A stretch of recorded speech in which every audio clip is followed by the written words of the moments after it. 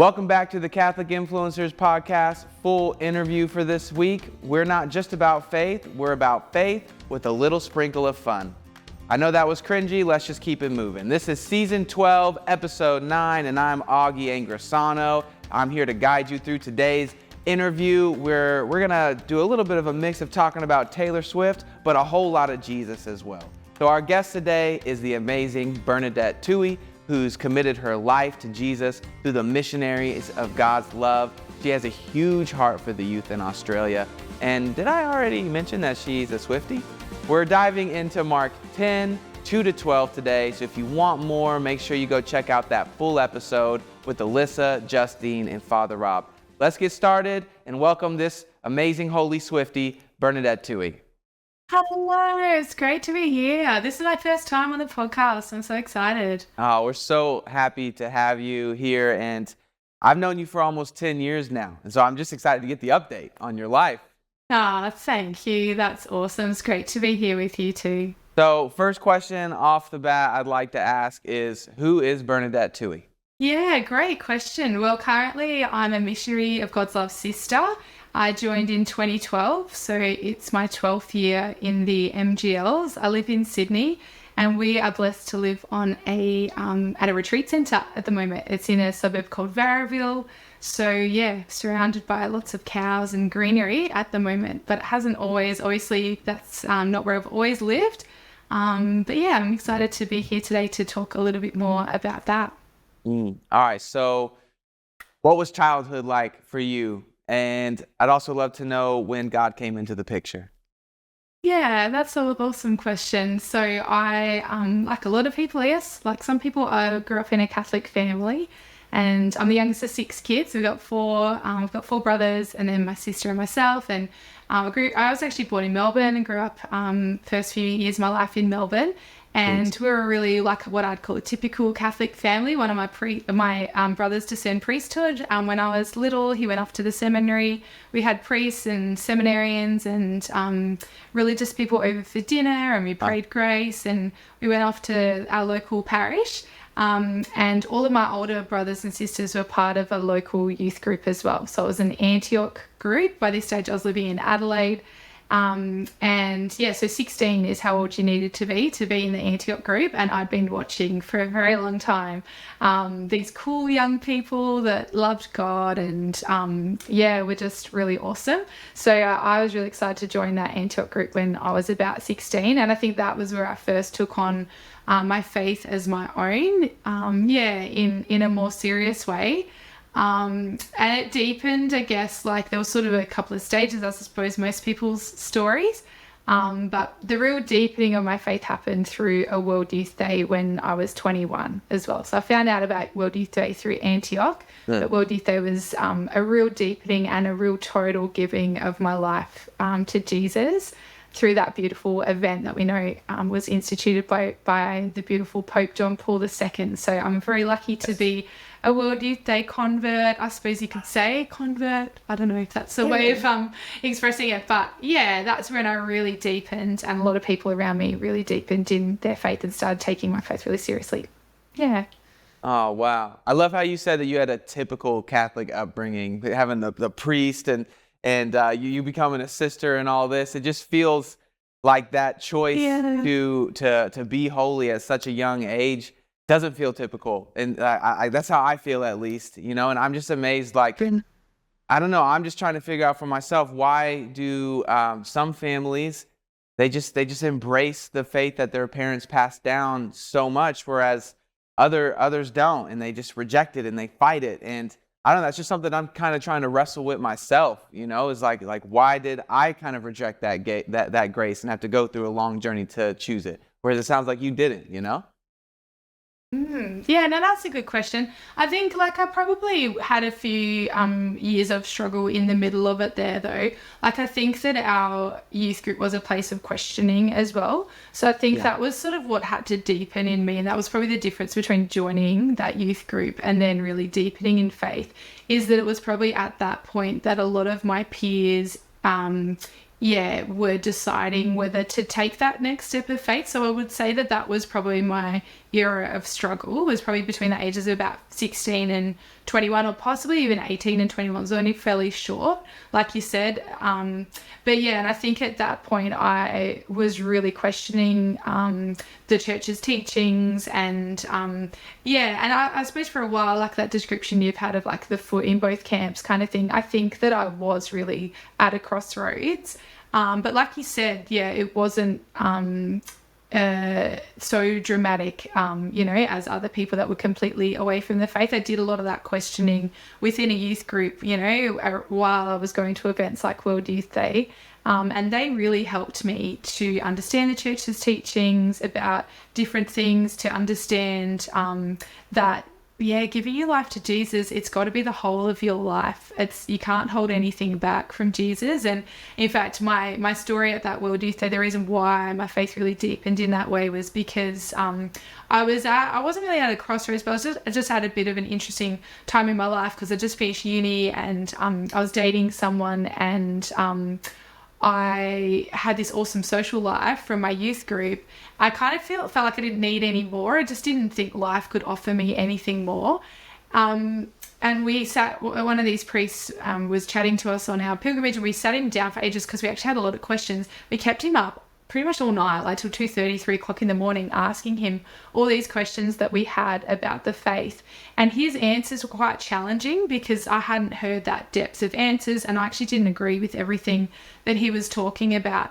And I think that having that honesty and having that challenge, and the challenge that he gave to us was, if you put anything above God in your life, you won't get that satisfaction that you're really looking for. You won't get that peace. And on the contrary, what he said was, you put God first in your life and everything else will make sense. Your relationships, your career, what you want to do, what matters to you, it will all fall into place in a way that will give you a peace that you could never imagine, and a joy that you could never imagine. And praise be to God, that was my story. So that very next day at Mass, they played the song "Open My Eyes, Lord," and the words really struck me. So, "Open my eyes, Lord, help me to see your face. Open my ears, Lord, help me to hear your voice. Open my heart, Lord, help me to love like you." I realized that my eyes weren't open like I wanted. I was sort of half in. My heart wasn't open. It was half in, and that my ears were partially blocked to the message that God wanted to give me. And I just felt so loved, and so like God wanted the best for me. He had this amazing plan for me that I wanted to be fully open. And so I think that was, like I'd said, that was probably my biggest point of struggle, and that I had to make some changes based on what I'd experienced at that World Youth Day. And so some of them included, I ended the relationship that I was in, and I started studying theology to get more answers to the questions that I'd been asking. And I joined a young adult community. I wanted to live with other Catholics. So I think that was sort of the journey that God took me on in that way. Yeah, wow.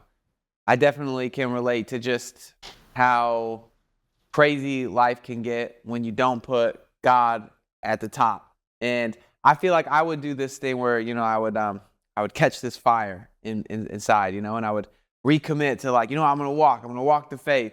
But then just like slowly and surely, it would just sort of change that fire of being directed to, I'm going to be as holy as I possibly can be, and I'm going to try to grow as close to God as I possibly can. Instead, I would be like, I'm going to grind and hustle and work and strive towards the plans that I think that I want for my life. And God's going to bless them because, I send a prayer up every now and again. And I would throw all the energy into the wrong stuff.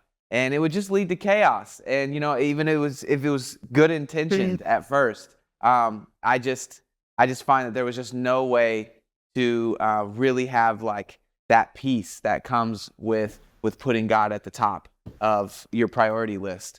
And for me, the really big one was just like career and what I wanted for myself.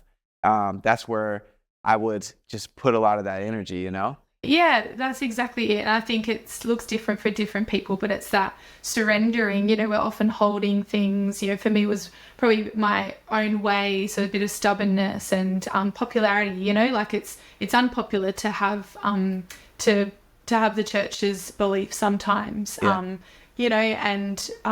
Just being able to surrender my heart as well, my desire to be in a relationship with someone. Like I just really had to lay it all down, and I probably the biggest one I had to lay down was being wrong as well, because I thought I was right. Like I thought I what the world was telling me was right.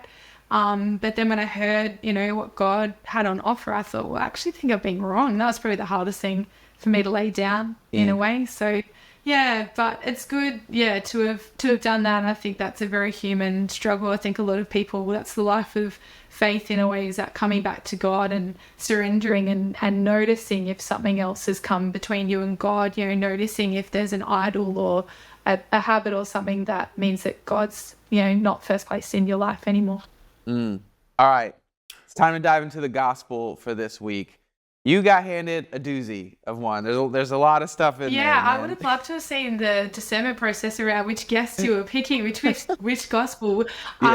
You've got a consecrated woman speaking on topics of divorce, marriage, the one flesh union, and adultery. Perfect match. Yeah, no, it was on purpose. We totally know what we're doing over here at all times. Yeah. Yeah, I literally feel like you just spun a wheel or something. But yay, week 27. Maybe a little bit. I don't know. Anyway, maybe. but the Holy Spirit knows what He's doing, because I think that was my first impression. But I think later on I'll get into a little bit more. So I think my first impression of this gospel obviously was who it's not for. It seemingly is not for many of us, because it's talking about marriage and divorce. But I guess the other thing I was really struck by having to speak about this with you today is that it actually probably, I know it's a gospel that on first listen speaks deeply to the experiences of people, and speaks into, there'll be a lot of people who it pricks their heart, stabs at their heart even a little bit, because of people who have gone through the pain of a marriage breakdown, or the pain of a relationship breakdown, or whose experience that is from their family, or they're going through it right now. So I guess the very first thing I wanted to say, the reason why it is a bit of a doozy of a gospel, is because it speaks quite directly and bluntly right into an area where we know that there's a lot of pain and a lot of brokenness that people are carrying because of what relationship breakdown, marriage breakdown, the consequences of that. And I guess in speaking about it too, there's just a need to be tender and to hold the pain that people have experienced in this area. So I wanted to say that because I guess people have just heard that gospel, and that might be some people's experience. And I guess my approach, and I'm sure yours approach too, is that that there's no condemnation in Jesus, that there's no condemnation in these words, that that while we're speaking, I'm really conscious that there will be people who've been hurt in this way, and they might be wondering, what are you going to say into this area? So if anyone is in that place, you feel like your heart got a little bit stabbed when you heard the gospel today, you feel like that there's wounds that you're carrying, just really know that was my first thought as well. I was thinking of you, and knowing that when we speak about these topics, it's very, very close to people's brokenness and painful things that people have been through. So I just wanted to start off with that, to know that, to really acknowledge that, and to know that that's it's very prominent in the gospel today. That's a great place to start, just to recognize that there is a heaviness with this gospel, and it does impact people and just bring up a wound. And it's, there's people close to me who are experiencing that wound, and I can't, it's horrible. And I don't know, I was thinking back, this morning when I was praying, I was going through Proverbs, and just like the whole Proverbs book is just like, stay away from adultery, and then it's like they're really like harsh towards the woman, and they said like stay away from wanton women, and I had to like Google it, I had to look it up, like what, like they're like, be away, like stay clear from wanton behavior. And I was like, what is wanton behavior? Did you have to Google it? Yes, I had to Google it. I was like, what is that? Isn't that like an Asian dessert or something? Yeah, I was like, if we talk about soup, what's going on? But they're like, wonton. But now, like, every time, like, if someone's being like a little shady, I'm like, yo, they're being wonton. Just ignore them, But yeah, so like, I was reading that Proverbs book, and it was just, it was really like just condemning this, and it was really harsh towards the woman specifically. But then it flipped, and it went to this gospel passage, and it was when, the Pharisees wanted to stone the adulterous woman in front of Jesus, and they were like, well, shouldn't we, this is what the Bible says. Should we like, kill her? And Jesus was like, nah, man, like I don't condemn you. And he wrote in the sand, everyone else's sins. And then he got to her, he's like, woman, who's here to condemn you? And she said, no one. He's like, neither do I. Just like, get up and keep walking and sin no more. And that's something that, just the mercy and the love and the grace that Jesus extends, Yeah, that's true, and it just speaks to the messiness of life. That when we'll chat about this in a second, but you can start with I think every marriage starts with the ideal in mind that it's going to last forever.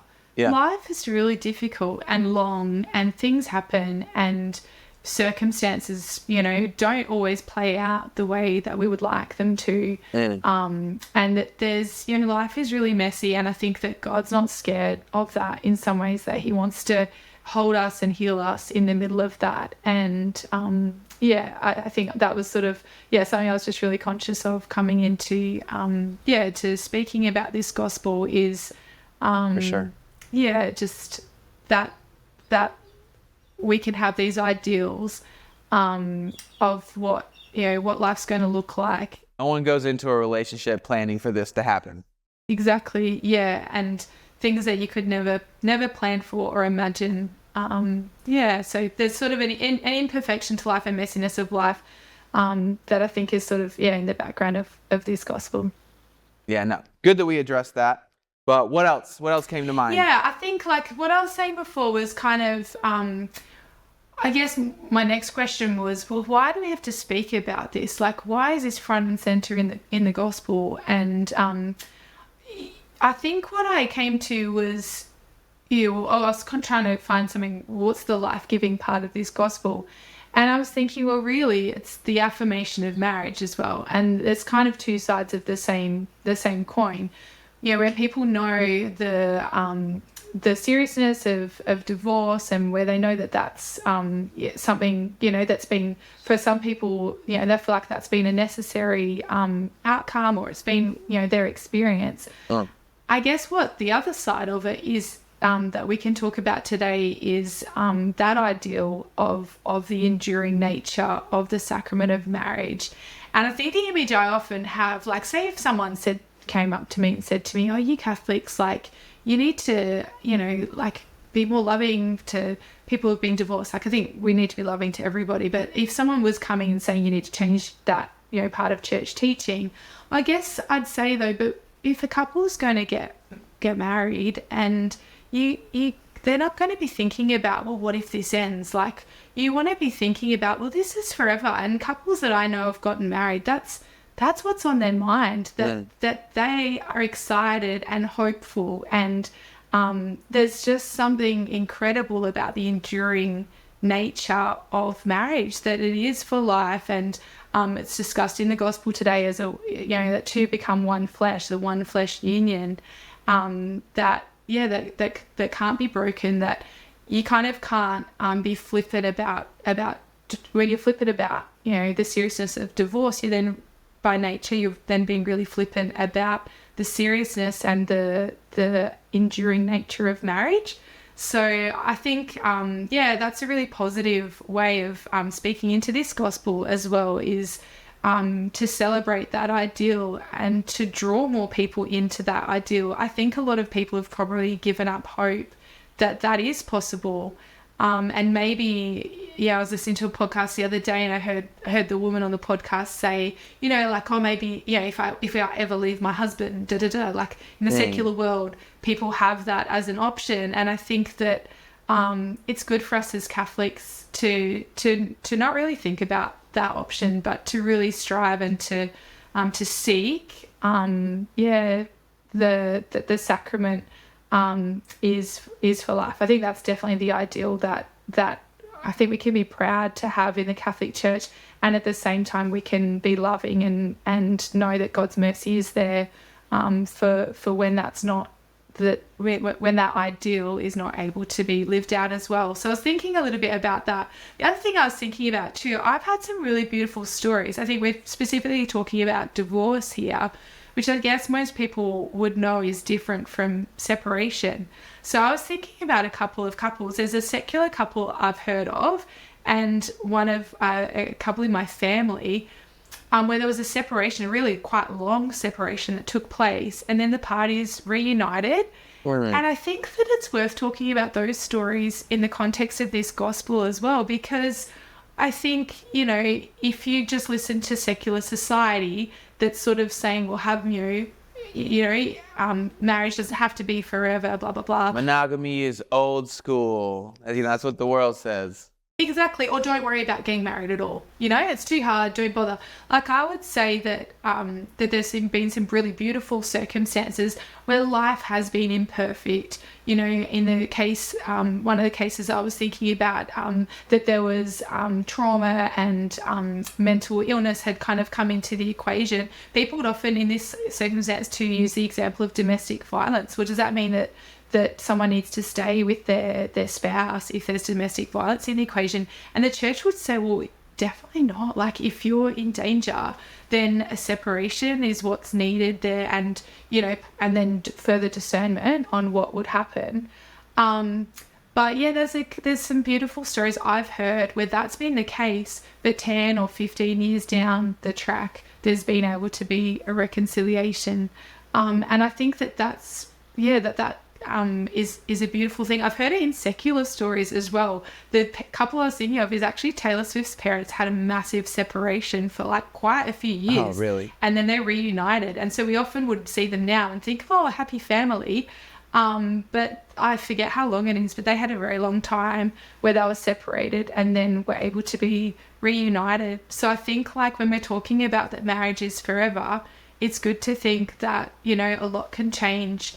In 10 years, there can be healing in people to enable that marriage, that lifelong union to continue. So I think some of those, I think it's really beautiful to ponder on the beauty of marriage, the beauty of the sacrament. You're living it as well, so you might have things to weigh into if there might be people listening who are wondering, is it worth it? What's the point? Like, why bother getting married when it's so difficult? So I guess that as a church, we love marriage and we celebrate it, and it's precious, precious as a sacrament. But Alyssa did mention that you are a Taylor Swift fan, and I was going to try to bring it up, but you brought it up naturally. I already did it. I was like, oh, it's the cliche. Oh, that's so good. How good. I mean, I am now a Swiftie, I guess, myself, a little bit. I like flew back home, and my sister just got me all on board, and I mean, I see it now. I get it. She's amazing, and she's very talented. And I mean, like, that movie she put out was just like next level. I think it's like funny, like, just being a married man. And I've heard this from a few other like married men. Just like listening to Taylor Swift helps them love their wife better, like in a sense. Like, I guess hearing her depiction of heartbreak, her depiction of every single time a man chooses something else other than the relationship in a toxic way, which, no one is safe from that on a day-to-day basis if you're in a relationship. But like hearing that heartbreak and her articulate it, I just it broke my heart. And I was like, oh, is that really how it feels? Like when I do that? Like, that's horrible. And I just I really felt bad about it. But on the flip side, I'd say there was sort of this air of like, she'll never forgive me, like Taylor Swift's like, you will never, ever be forgiven. And like that part hurts. Like when I, when I hear that, it's just like, yes, I know. No, I reckon Taylor Swift is like a case study on like the mind of, I don't know, I guess millennial women, possibly Gen Z as well. So if you want to get in their minds, like just listen to her music, because it gives you the good, the bad, and the ugly of, of what's happening for women. Not all women, obviously, but I think that it speaks to the female experience of, and like I said, contains the good, the bad, and the ugly. I think, I could do a whole case study on Taylor. And Bernadette, I'm just feeling you hold back all that knowledge right now, all that T-Swizzle knowledge. You're fighting it.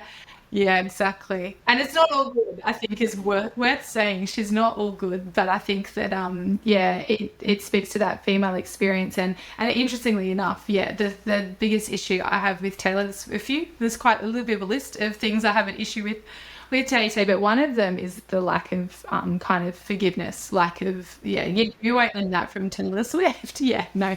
All right. Well, that's enough of T-Swizzle. Let's get back to Jesus, Yeah. in this gospel. Something you said before yeah. reminded me, I forget what it was, but it was basically about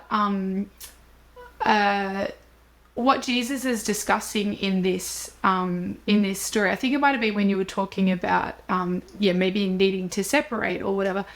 The essence of this gospel, really, though, here's the word adultery, and this is why I'm like, this is a doozy of an episode to do with you, it is. Sorry. Josh. But I was saying before, like, some people might kind of switch off, like they might think this doesn't apply to me. This is a gospel all about marriage, and if that's not your state of life or not your state of life yet, you might be like, well, switch off. This is like, what's this teaching got to do with me? So I think it's doing a few things. It's spelling out that ideal, of the one flesh union, that the enduring nature of marriage, and speaking into, what is going on when that's broken. And Jesus uses the word adultery. So what went off in my head as a celibate woman, as someone who's not in the state of that vocation, that state of life, was then everything to do with adultery, because we know that Jesus said in the gospel that if you look at somebody with lust, then you've committed adultery in your heart. So I think when I saw that word in my head, I was just like, okay, so this is a reminder. It reminded me of that gospel where we're talking about the sin of adultery. And I think my takeaway from this for anyone, regardless of your state of life, is the seriousness of the sin of adultery, and that it has many like shapes and forms as well. And I think that it's a real temptation for us, because I think there's some values that we share with the world around us. I think, kindness and love and things like that. I think by and large we're on the same page as the world around us, which is a great thing.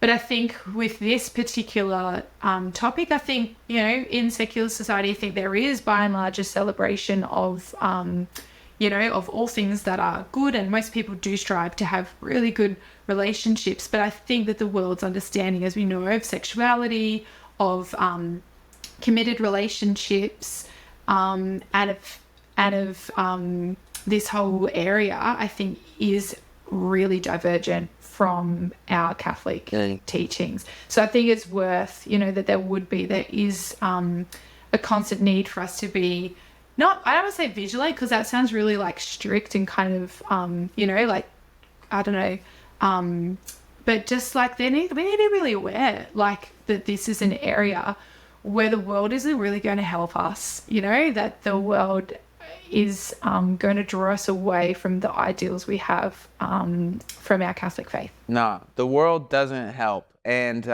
especially, walking as a Catholic married man, when I go and seek advice elsewhere, it's just I don't get really good responses. And then it's just not until until you see the fruit of that way of life. They make it look so good and so practical, but then you see the hurt and the damage, and you're like, well, this is just not how we're designed, and this can't be it. It has to be something else.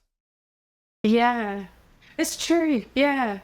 And there's something even, I just love how you say this is not how we're designed, because the thing that's really complicated is in some ways it is how we're designed. When you're like, so just take that True. Part of scripture where it's like to look at a woman with lust in your heart, like or to look at anyone, with lust in your heart, you'd be thinking, well, God, like, why did you place these desires within me for the opposite sex? Why did you place these desires within me? So I think it's something that that's really worth discerning and learning about. And some of the best formation that I've done has been around theology of the body, and praise be to God for all these beautiful men and women that have taught in this area over the last few years in the Catholic Church, because it helps you to understand that question of, why did you put these desires within me, God?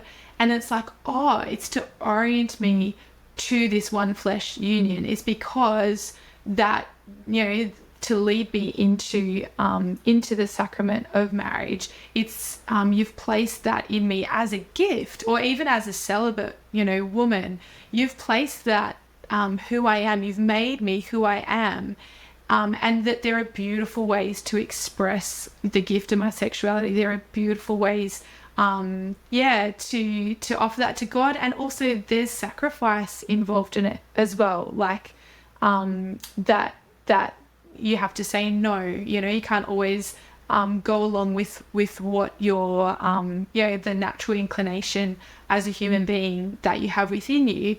That there is a bit of a cost, and I think like it's the C.S. Lewis quote that I found really helpful on this for me. Brooke Fraser then put into a song, which is even better. But it's like, if I find within myself desires that nothing in this world can satisfy, then the only logical explanation is that I was made for another world. And so I guess that as Catholics, we take, what's within us, we take that longing for the opposite sex, we take that longing for fulfillment, and we realize that it's because we're made for God, that God's placed within us a desire for union with Him, and that changes everything, I think, for us. No, that's a really good point. That's good for clearing up, because you don't want to think that something's wrong with you because of, how you think. And so, no, that's really good. Thank you for bringing that to light. Well, as a Catholic Church, I think, and we've been great at this, I'd say, for the last couple of decades.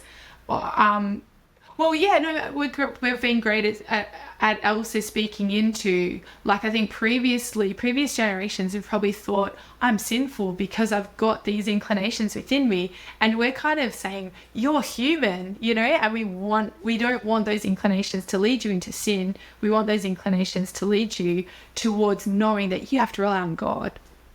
So last question, Jesus speaks about the hardness of heart. What do you think the cure for a hardened heart is? Yeah, that's such a great question. I think, obviously as a consecrated woman like this, you might be thinking, well, this is something that I don't have to kind of deal with, in terms of this specific teaching that we've been speaking about.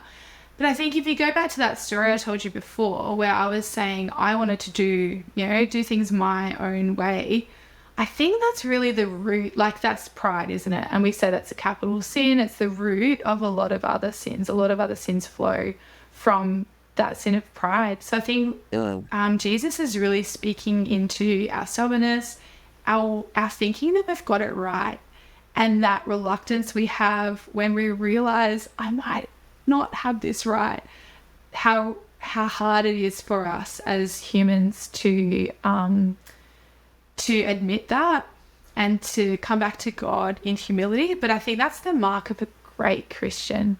That's the mark of a great disciple. And I guess if, when I told you my conversion story before, that was the moment, when I could say in humility, I haven't got this right. I thought I was right, but I haven't. God, you're right. You're the one that's got the plan for me. And I think it doesn't matter your state of life. That's something, that we're all called to. In this week's gospel, it's obviously talking about, in the sacrament of marriage in a particular way. But I guess for me, as bride of Christ, and for all of us, we're living in the church, which God calls His bride. I think that there's this need to respond in humility, and when we see that hardness of heart within us, to know that the bridegroom, Jesus, has a heart that's full of love and full of mercy, and He gives us 1,000 chances. When we get it wrong, when we realize that we've wronged Him or wronged someone else, that we're on the wrong path, that we've drifted, that He's always ready to meet us, and that His heart is full of mercy for us, and that His heart is the faithful husband. His heart is that of a faithful God whose love is enduring, whose love will never end on earth, but in the life to come as well.